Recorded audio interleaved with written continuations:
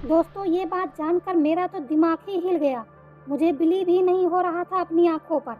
लेकिन शोधानुसार मुझे ज्ञात हुआ कि ये बात 100% सत्य है कि लक्ष्मण जी तो भगवान राम के आज्ञाकारी भाई थे और उन्होंने अपने बड़े भाई यानी कि भगवान श्री राम की आज्ञा का पालन नहीं किया, उनकी बातों का उल्लंघन कर दिया।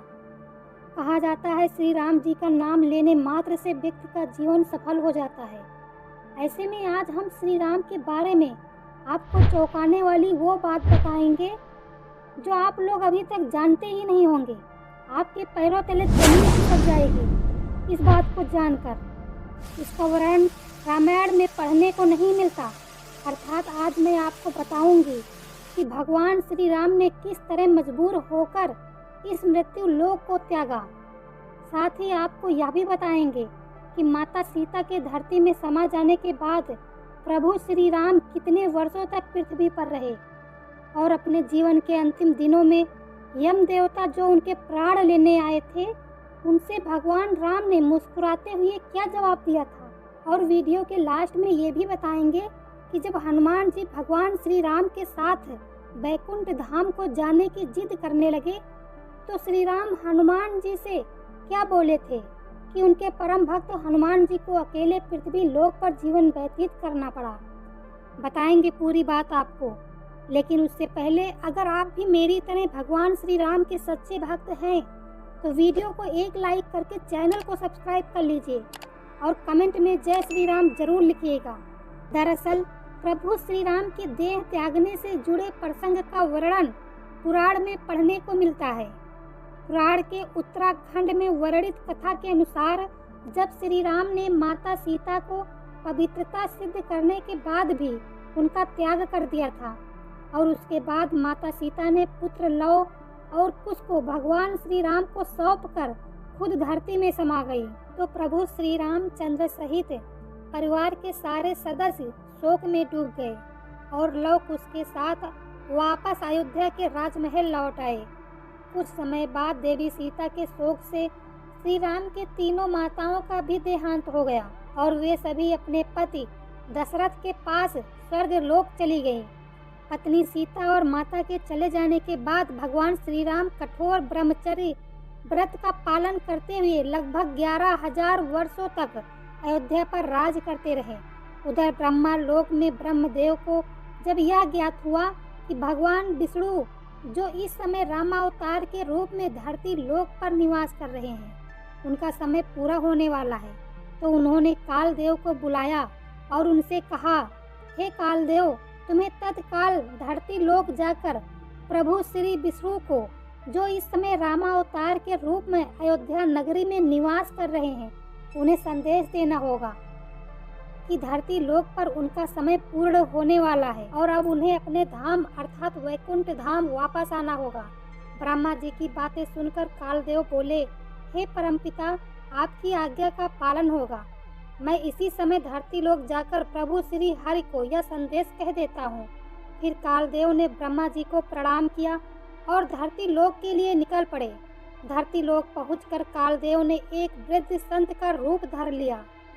फिर लोगों से पूछते हुए वो अयोध्या राजमहल के द्वार पर पहुँचे और सैनिकों से कहा कि मुझे अयोध्या नरेश श्री रामचंद्र से मिलना है। फिर सैनिकों ने जब यह बात श्री रामचंद्र जी को जाकर बतलाई तब प्रभु राम बोले, जाओ और उन्हें सम्मान के साथ मेरे पास लेकर आओ। प्रभु की आज्ञा पाते ही सैनिक द्वार पर खड़े उस वृद्ध संत को उनके पास लेकर आ गए। यह देख श्री राम ने उन्हें प्रणाम किया और फिर उन्हें आसन पर बिठाया। जिस कक्ष में यह सब हो रहा था उस समय वहां लक्ष्मण जी भी उपस्थित थे। रामचंद्र जी ने जब उस वृद्ध संत से पूछा कि हे ब्राह्मण, कृपया कर बतलाइए कि मैं आपकी क्या सेवा कर सकता हूँ। ये सुन संत रूपी यमदेव बोले, हे राम, हमारी और आपकी बातें अकेले में ही संभव है, इसलिए अपने भाई लक्ष्मण को यहाँ से जाने की आज्ञा दें। साथ ही यह भी वचन दीजिए कि हम दोनों के बीच वार्तालाप को जो कोई भी सुनेगा या फिर उसमें बाधा डालेगा उसे आप मृत्यु दंड देंगे। संत की बातें सुनकर भगवान राम ने यमराज की बात मान ली और यह सोचकर कि लक्ष्मण उनके सबसे आज्ञाकारी भाई हैं इसीलिए उन्होंने लक्ष्मण जी को इस कार्य के लिए चुना। और फिर उन्होंने लक्ष्मण को उस कक्ष से बाहर जाने को कहा।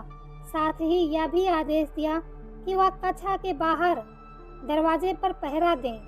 इसके बाद लक्ष्मण जी अपने बड़े भाई के आज्ञा का पालन करते हुए उस कक्ष के बाहर निकल आए और कक्ष के दरवाजे को बंद कर पहरा देने लगे। उधर लक्ष्मण जी के कक्ष के बाहर निकलते ही वह वृद्ध संत अपने वास्तविक रूप में आ गए और प्रभु श्री राम को प्रणाम करते हुए बोले, हे तीनों लोकों के स्वामी, सर्वप्रथम मेरा प्रणाम स्वीकार करें। हे प्रभु, आपके पास मुझे परमपिता ब्रह्मा जी ने यह कहने को भेजा है कि आपने जिस कार्य हेतु मनुष्य रूप में अवतार लिया था वह कार्य पूर्ण हो चुका है और इस अवतार में आपने अपने लिए जितनी आयु निश्चित की थी वह भी पूरी हो गई है। अतः अब वह समय आ गया है कि आप अपने परम धाम लौट जाएं। आपका ऐसा करने से सारे देवता गण भी निश्चिंत हो जाएंगे। कालदेव की बातें सुनकर प्रभु श्री राम मुस्कुराते हुए बोले, हे महाकाल, मैं जानता हूँ और मेरी ही इच्छा से आप यहाँ पधारे हैं। मैं स्वयं ही अपने बैकुंठ धाम लौटना चाहूँगा। आप ये संदेश श्री ब्रह्मा जी तक पहुँचा सकते हैं। इधर जब भगवान राम और कालदेव के बीच जब ये सारी बातें हो रही थी, उसी समय महर्षि दुर्वासा का कक्ष के द्वार पर आगमन हुआ। महर्षि दुर्वासा को आया देख लक्ष्मण जी ने उन्हें प्रणाम करते हुए बोले, हे महर्षि जी, मैं दशरथ पुत्र लक्ष्मण हूँ, बताइए मैं आपकी क्या सेवा कर सकता हूँ। तब महर्षि दुर्वासा बोले, हे दशरथ नंदन, तुम्हारा कल्याण हो। मुझे अयोध्या नरेश श्री रामचंद्र जी से तत्काल ही मिलना है। उन्हें जाकर इस बात की सूचना दो। दुर्वासा की बातें सुनकर लक्ष्मण जी बोले, हे भगवान, इस क्षण आपका अयोध्या नरेश से मिलना असंभव है। यदि मेरे लायक कोई सेवा हो तो मुझे आज्ञा दें, मैं तत्काल ही आपका कार्य पूरा कर दूंगा। लक्ष्मण जी की बातें सुनकर महर्षि दुर्वासा क्रोधित हो गए और बोले, रे मूर्ख, मैंने कहा ना मुझे इसी समय श्री रामचंद्र जी से मिलना है। मुझे उनसे ही काम है, इसलिए तुम बस इतनी सेवा करो कि तत्काल हमारे आने की सूचना श्री रामचंद्र जी को दे दो। परंतु इस बार भी श्री लक्ष्मण जी ने क्षमा मांगते हुए कहा, हे ब्राह्मण, इस समय रघुनाथ जी एक आवश्यक कार्य में व्यस्त हैं, इसीलिए आपको कुछ देर प्रतीक्षा करनी होगी। यह सुनकर ऋषि दुर्वासा का क्रोध और बढ़ गया और वे कहते हुए बोले, रे मूर्ख, तुम मुझे प्रतीक्षा करने के लिए कहते हो? क्या तुम मेरी शक्ति नहीं जानते? अगर मैं क्रोध में श्राप दे दूं तो रघुकुल सहित पूरी अयोध्या तत्काल जलकर खत्म हो जाएगी। यह सुनकर लक्ष्मण घबरा गए और दोनों हाथ जोड़ते हुए बोले, नहीं मुनिवर, ऐसा मत कीजिए। और फिर मन ही मन सोचने लगे, अगर केवल मेरी मृत्यु से अयोध्या बच सकती है तो यही सही। इसके बाद लक्ष्मण जी बोले, मुनिवर क्रोधित न हो, मैं आपकी शक्ति को भली भांति जानता हूँ। मैं तत्काल रघुनाथ जी को आपके आने की सूचना देता हूँ। इतना कहकर लक्ष्मण जी श्री राम के कक्ष में चले गए और प्रभु श्री राम से बोले, महाराज, द्वार पर महर्षि दुर्वासा पधारे हैं और इसी क्षण आपका दर्शन करना चाहते हैं। और लक्ष्मण जी को कक्षा में आया देख यमदेव अंतर ध्यान हो गए। उसके बाद प्रभु श्री राम लक्ष्मण जी से बोले, लक्ष्मण, तुमने ये क्या कर दिया? तुम मुझे सबसे प्रिय हो, लेकिन अब मुझे अपने वचनों का मान रखने के लिए अब तुम्हें मृत्यु दंड देना होगा। अपने बड़े भाई श्री राम को चिंतित देख लक्ष्मण बोले, भैया, मैं विवश था क्योंकि महर्षि दुर्वासा अपने श्राप से अयोध्या को भस्म करना चाहते थे। इसीलिए मैंने निश्चय किया, अगर मेरी मृत्यु से अयोध्या बच सकती है तो वो सही है। इसीलिए मैंने आपकी आज्ञा का उल्लंघन किया, जिसके लिए भैया मैं क्षमा चाहता हूँ। फिर श्री राम लक्ष्मण से बोले, लक्ष्मण, जाकर महर्षि दुर्वासा को आदर सहित अंदर लेकर आओ। फिर महर्षि दुर्वासा और श्री राम के बीच कुछ देर बातें हुई और जब दुर्वासा राजमहल से चले गए तब श्री राम ने अपने सब जनों को बुलाया और अपनी दुविधा के बारे में बतलाया। फिर कुछ क्षण विचार करने के बाद सभासदों ने कहा, महाराज, आप राजकुमार लक्ष्मण का परित्याग कर दें और देश से निकाल दें, क्योंकि विद्वानों का मानना है कि परित्याग करना अथवा देश से निकाल देना मृत्यु दंड के समान ही है। वचन तोड़ने के कारण श्री राम ने आंखों में आंसू भरे हुए और भारी आवाज में लक्ष्मण को राज्य से निष्कासित कर दिया। और लक्ष्मण ने सोचा कि भाई से अलग होने से अच्छा है कि मैं अपने प्राण को त्याग दूं। इसीलिए लक्ष्मण जी ने सरयू नदी में जल समाधि ले ली और अपने वास्तविक रूप अर्थात शेषनाग के रूप में आकर परम धाम को चले गए। उधर जब इस बात का पता प्रभु श्री राम को चला कि भ्राता लक्ष्मण ने जल समाधि लेकर प्राण त्याग दिया है, तो वह दुखी रहने लगे और मन ही मन सोचने लगे कि पहले मेरी प्रिय सीता मुझे छोड़कर चली गई और अब मेरा सबसे प्रिय भाई भी मुझे छोड़कर चला गया, इसीलिए मुझे भी अब अपने धाम को लौट जाना चाहिए। उसके बाद उन्होंने अपने पुत्र बीरबर कुश को कुशावती और लव को द्वारवती राज्य का राजा बना दिया और स्वयं के जाने की बात लोगों को बतलाई। उस समय भगवान श्री राम के अभिप्राय को जानकर विभीषण, सुग्रीव, जामवंत और हनुमान जी सहित सभी वानर उनके पास आ गए और श्री राम के साथ वैकुंठ धाम जाने की जिद करने लगे। तब श्री राम हनुमान जी से बोले, हे हनुमान, तुम मेरे साथ वैकुंठ धाम नहीं जा सकते, क्योंकि तुम्हें तो श्रेष्ठ के अंत तक मेरे नाम का महत्व लोगों को बतलाना है।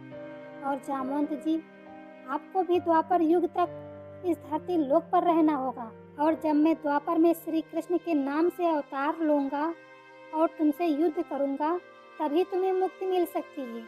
उधर यह बात जब अयोध्या वासियों को पता चली तो वह आंखों में आंसू लिए प्रभु श्री राम से अपने साथ ले चलने की विनती करने लगे। भक्तों के मन में अपने लिए इतना प्रेम देखकर प्रभु राम की आंखों में भी आंसू भर आए और उन्होंने सभी की विनती स्वीकार कर ली। और फिर अगली सुबह श्री राम अयोध्या के नागरिकों के साथ सरयू नदी की ओर चल पड़े। सरयू नदी के तट पर पहुंचकर श्री राम जल के अंदर देह त्याग दिया और फिर विष्णु रूप में प्रकट होकर सरयू तट पर खड़े नागरिकों को आशीर्वाद देकर अंतर ध्यान हो गए। इस तरह राम और लक्ष्मण दोनों ने अपने अपने वचनों और कर्तव्य का पालन किया। इसीलिए कहते हैं, रघुकुल रीति सदा चली आई, प्राण जाई पर वचन न जाई। तो दोस्तों, यदि आप हिंदू धर्म से जुड़ी इसी तरह की कहानियों से अवगत होना चाहते हैं तो वीडियो को लाइक करके चैनल को सब्सक्राइब जरूर कर लीजिए और नीचे कमेंट करके यह जरूर बताएं कि आपको हमारी वीडियो कैसी लगी। जय श्री राम।